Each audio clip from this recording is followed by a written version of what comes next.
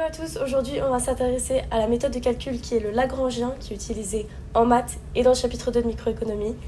Elle peut faire un petit peu peur parfois, mais vous inquiétez pas vraiment, quand vous avez compris le système, c'est toujours la même chose. Donc, let's go, c'est parti. Donc, dans le chapitre 2 de microéconomie, on va voir ce qu'est la contrainte budgétaire ainsi que la courbe d'indifférence. Et grâce au Lagrangien, on va réussir à calculer le point d'intersection entre ces deux courbes. Pour résoudre le Lagrangien, c'est exactement le même fonctionnement que l'optimisation ou les équations à deux variables. Donc si vous n'avez pas encore compris cette partie, je vous invite vivement à aller checker notre site internet et nos fiches pour le maîtriser à la perfection. Donc dans un exercice, ça va souvent se présenter de cette manière.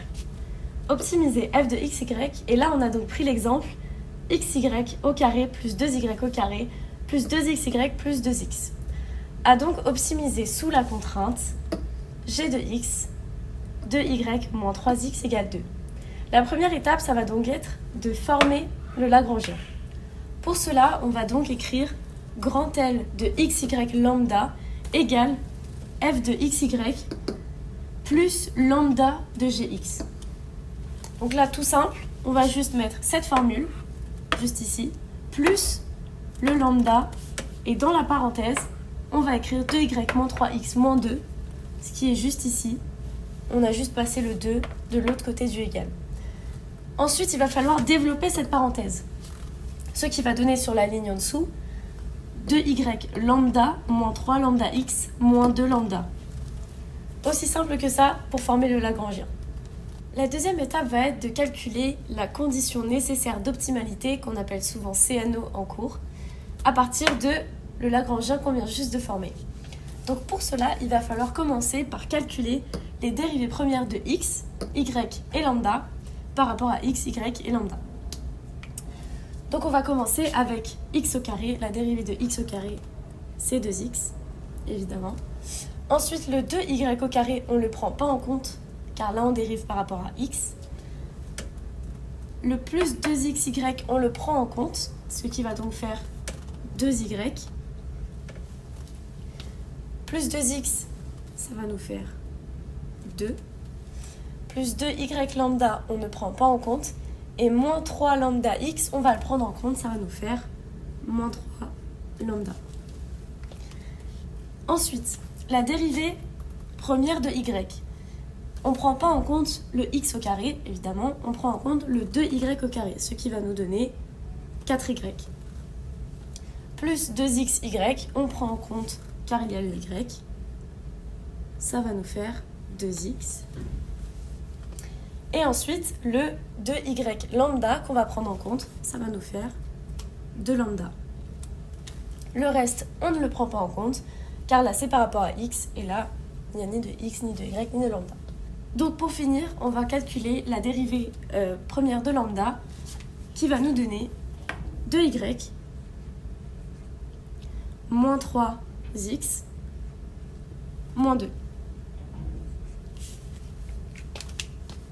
Donc maintenant, il va falloir trouver les coordonnées du point candidat grâce aux dérivées qu'on vient de calculer. Donc pour cela, on peut résoudre avec un système. Donc vous prenez les trois équations et faites un système égal à 0.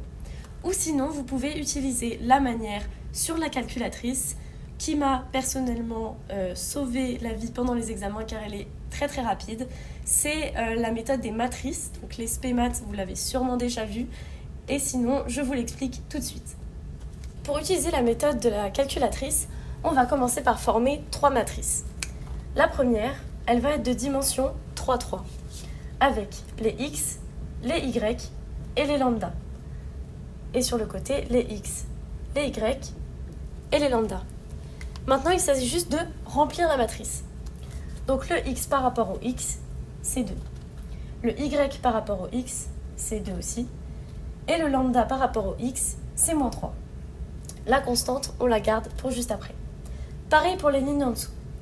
Donc, 2, ensuite 4, et là, 2. Pour la dernière ligne, ce sera moins 3x, 2y, et pas de lambda, donc 0. La prochaine matrice, ce sera la matrice des constantes. Donc, on peut prendre le 2 de la dérivée de x, 0 de la dérivée de y et moins 2 de la dérivée de lambda. La dernière matrice, c'est la matrice x, y, lambda. C'est la matrice qu'on cherche à trouver dans la calculatrice. Et donc les coordonnées du point candidat. On a juste besoin de mettre en forme ces matrices et on passe tout de suite sur la calculatrice. Cette technique marche évidemment avec les Casio. Donc ce qu'il faut faire, c'est on va aller dans le programme matrice, juste ici.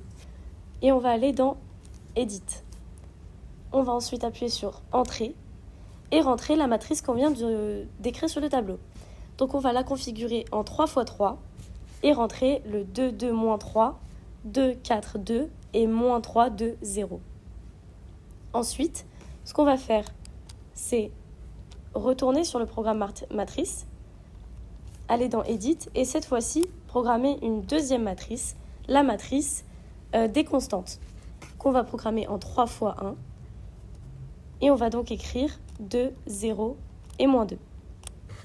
On va pouvoir calculer la valeur de x, y et lambda.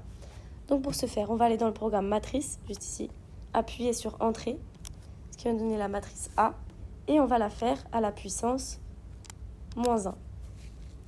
Donc ce qui va nous donner en fait l'inverse de la matrice A, qu'on va ensuite multiplier par la matrice B. Comme ceci. On va appuyer sur Entrée.